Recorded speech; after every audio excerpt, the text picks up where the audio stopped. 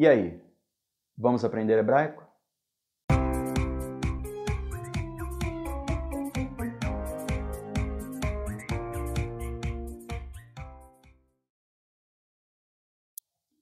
Shalom Haverim, sejam todos muito bem-vindos. Este é o canal Vamos Aprender Hebraico. Nesse vídeo eu quero conversar um pouquinho com vocês a respeito da história deste maravilhoso idioma, tá bom? Estamos gravando esse vídeo sobre a sugestão de alguns inscritos, tá? Pessoal, contar história é uma coisa um pouco complicada, porque sempre quando alguém conta uma história, existe uma certa edição nesse contar história.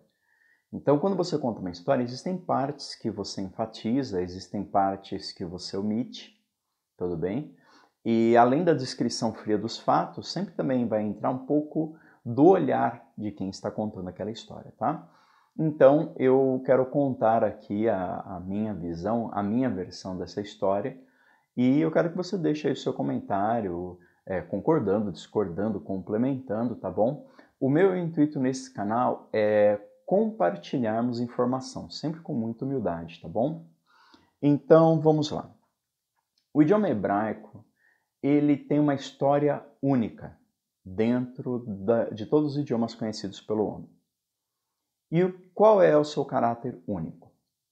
O idioma hebraico é a única língua que foi uma língua morta e deixou de ser morta. Então, linguisticamente falando, o hebraico é um idioma que ressuscitou, né? Nenhum outro idioma tem essa façanha. Então vamos à história desse idioma.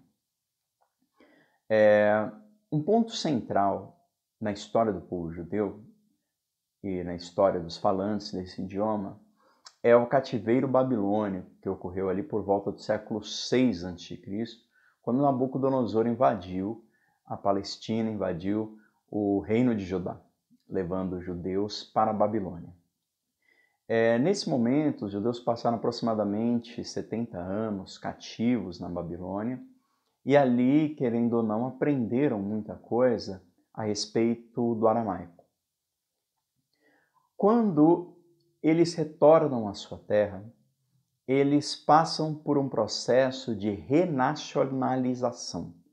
É um processo de criar e fortalecer estruturas nacionais e estruturas de identidade nacional.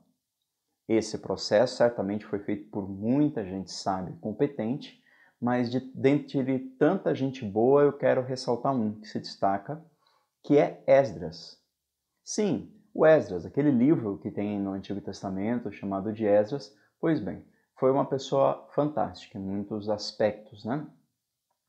Então ele foi, podemos dizer assim, o mentor intelectual, ele foi a cabeça por trás dessa renacionalização do povo judeu. Então ali nós temos muitas instituições importantíssimas. Por exemplo, nesse período que se consolida o cânon do Antigo Testamento, ou o cânon da Bíblia hebraica, tá? Bom, então uma revelação muito importante, não sei se você sabia, prepare-se. Esses caracteres usados hoje no idioma hebraico, esses mesmos que eu apresentei para vocês nos vídeos aqui desse canal. Pois bem, esses caracteres, eles foram inspirados nos caracteres do idioma aramaico, que era o idioma falado na Babilônia, justamente neste período, tá? Então, eu vou colocar aqui agora uma imagem que mostra alguns alfabetos, né? O alfabeto hebraico, o alfabeto aramaico. Compare como é semelhante ao alfabeto hebraico do alfabeto aramaico. Agora olha bem aqui, também nós temos outras colunas aqui, ó. Nós temos a coluna do paleo-hebraico e do fenício. Então olha só que interessante. Certa vez eu estava num programa de rádio conversando com os teólogos, né, e um deles disse assim, não, porque se Moisés estivesse aqui hoje, Moisés conseguiria ler a Bíblia hebraica, essa Bíblia hebraica que nós temos, esse hebraico que eu ensino para vocês nesse canal. Eu fiquei quieto, né? Não quis contradizer o colega ali no ar, mas isso não é verdade.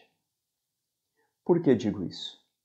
Porque Moisés viveu muitos séculos antes de Esdras. E no tempo de Moisés, o hebraico era escrito com o alfabeto paleohebraico, ou escrita sinaítica, que é um desses que eu apresentei aqui na imagem agora há pouco. Quando Esdras retorna do cativeiro babilônico, Esdras baniu este alfabeto paleohebraico. Ele baniu, ele proibiu. Por quê?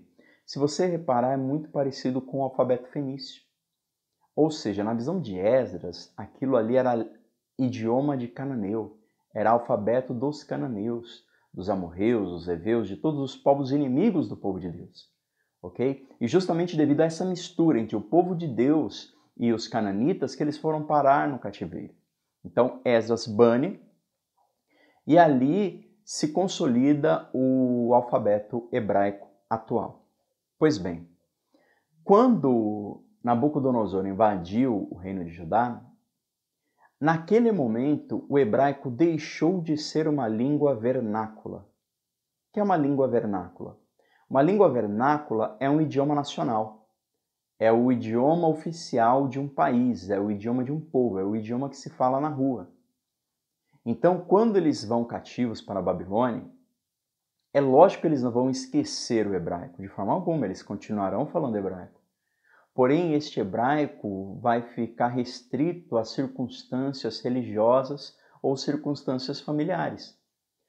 Pensa só, no dia a dia do judeu lá na Babilônia, para ele poder comprar, vender, trabalhar, interagir com as pessoas que estavam ali naquele império composto por tantas nações, eles tinham que falar um idioma internacional, e o idioma internacional deles era o aramaico. Então, por ocasião do cativeiro de Nabucodonosor, o hebraico deixa de ser uma língua vernácula, ok? A língua vernácula do povo de Deus passa a ser o aramaico, e o hebraico será uma língua restrita a ambientes religiosos. Esdras retorna do cativeiro, bane o paleo-hebraico, bane o alfabeto fenício, e eles falam em ambientes religiosos o som hebraico, o vocabulário hebraico escrita com os caracteres aramaicos, tá bom? E daí vem o nosso alfabeto hebraico que usamos hoje. Essa situação continua por alguns séculos. Durante o século I da era cristã, os judeus falavam aramaico, tá bom? Então a língua vernácula, a língua falada na rua era o aramaico. Todo mundo se comunicava em aramaico. Novamente, o hebraico era uma língua restrita ao ambiente religioso. No ano Tito, os romanos invadem novamente Jerusalém, destroem o templo, e essa situação se agrava. Porque se antes os judeus na rua falavam aramaico, agora os judeus na rua vão falar a língua do idioma para onde eles foram. Então, judeus que foram para a Alemanha vão falar o alemão nas ruas e o hebraico no ambiente religioso.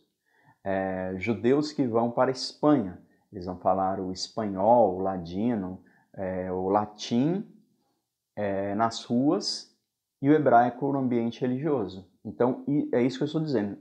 O hebraico foi uma língua morta, porque ele não era falado nas ruas de nenhum país, não era o idioma oficial de nenhum país. Ok?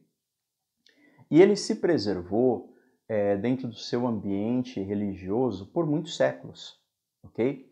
E durante todos esses séculos, mesmo milênios, né, aconteceram coisas muito interessantes. Né? Por exemplo, Rambam Maimônides, que é um grande sábio do judaísmo, né? Rabino, ele escreveu em árabe. Sim, ele escreveu em árabe. Mas ele escreveu em árabe usando caracteres hebraicos. Outro idioma muito interessante, não sei se você conhece o idioma Yiddish. O idioma Yiddish era um idioma falado por judeus, principalmente na região da Alemanha, onde era uma mistura de hebraico, mas com muito alemão. Podemos dizer assim, era praticamente muito do vocabulário alemão mesclado com o vocabulário cultural do povo judeu, porém escrito em caracteres hebraicos. E algo muito parecido aconteceu na Espanha com um idioma chamado ladino. O que era o ladino? De novo, era uma mistura um pouco do vocabulário hebraico um pouco com o vocabulário já espanhol, proto-espanhol, e com latim. Então, essa mistura de idioma deu o idioma ladino. Então, os judeus na região da Espanha falavam ladino, mas na hora de escrever, escreviam com os caracteres hebraicos. Ok? Isso aconteceu com muitos países. Para todos os países para onde os judeus foram espalhados, eles falavam nas ruas o idioma local, e o hebraico era um idioma restrito às circunstâncias religiosas. Então pensa só, por séculos e por milênios, o hebraico ele ficou restrito a um contexto religioso. Por isso, muitos judeus chamavam o hebraico de Lashon HaKodesh, que quer dizer a língua santa. Por que é uma língua santa? Porque não é uma língua para ser usada para comprar banana na feira. Era uma língua usada para ler a palavra de Deus, para se comunicar com Deus. Então, era uma língua restrita a essa finalidade, por isso ela era separada, consagrada, por isso santa. Ok? Esse quadro permanece por muitos séculos. Ok? Vamos ter um certo panorama. Então, ali, de meados para o final do século XVIII, Revolução Francesa. Tá? Então, ali na Revolução Francesa, a gente começa a ter o fim do absolutismo e a gente começa a surgir a ideia dos Estados Nacionais. Tá bom? Então, esse finalzinho do século XVIII nos abre as portas para o século XIX, é onde acontece a constituição de estados como a Alemanha e a Itália. Então, nesse processo de sair do absolutismo para construir estados nacionais, como da Itália e como da Alemanha, aí surge a pergunta, os judeus espalhados pelo mundo. E por que não nós? Estamos no século XIX, estamos no mundo moderno, né? Por que nós não podemos ser o nosso estado? Então, do final do século XIX, surge esse movimento que é chamado de movimento sionista, tá bom? É um movimento cultural que defendia que deveria existir um Estado judeu. Então, esses sionistas que lutavam para que fosse constituído um Estado judeu, eles perguntavam, bom, se vai haver um Estado judeu, qual é a língua que se deve falar nesse Estado? Porque, veja, esse Estado ele será composto por judeus vindo de todas as partes do mundo. Muitos e muitos, dezenas de países. Cada um vai falar o seu idioma, ninguém vai se entender, então a gente precisa ter um idioma padrão. Então, no final do século XIX, início do século XX, dentro do movimento sionista, começa um processo muito importante. Esse processo foi desenvolvido por várias pessoas, mas dentre essas pessoas eu quero destacar tá bom? Um linguista muito importante chamado Eliezer Ben Yehudá, ok? Eliezer Ben Yehudá, vou pôr uma foto dele aqui para você ver. Então ele foi um estudioso de línguas e ele defendeu a reconstituição do idioma hebraico como a língua vernácula. Então ele disse, nesse novo Estado judaico devemos falar hebraico. Quando Eliezer fez essa proposta, os religiosos mais conservadores não gostaram dessa ideia. Eles não falaram assim, puxa, que bom, estão defendendo os nossos interesses, estão defendendo o nosso Estado. Não foi assim que eles viram. Eles viram Eliezer Ben Yehudá como um profano.